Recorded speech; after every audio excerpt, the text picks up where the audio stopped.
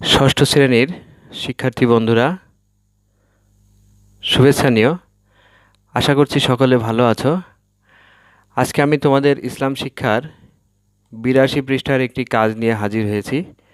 তো এটা একটি সুন্দর কাজ এবং আমাদের জীবনে ইবাদত বন্দেগীর যে বিষয়টা আছে সেই বিষয়টা এখানে তুলে ধরা হয়েছে। তো চলো আমরা একটু দেখে নিই এই গ্যাপ পূরণে কী দেওয়া আছে। তো আমরা এতক্ষণ আখলাকে হামিদা সম্পর্কে জানলাম, এবার এসো পাশের বন্ধুর সাথে মিলে নিচের কাজটি করে ফেলি।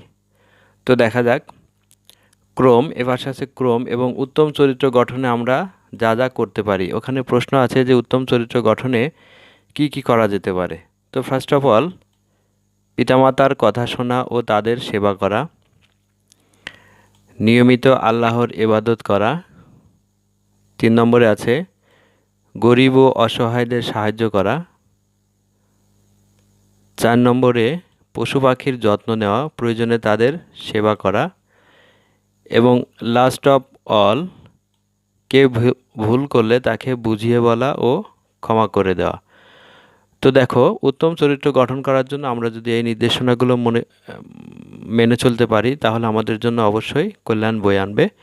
তো আমাদের ভিডিও দেখার জন্য ধন্যবাদ। অবশ্যই চ্যানেলটি সাবস্ক্রাইব করে আমাদের সঙ্গে থাকবা। ধন্যবাদ।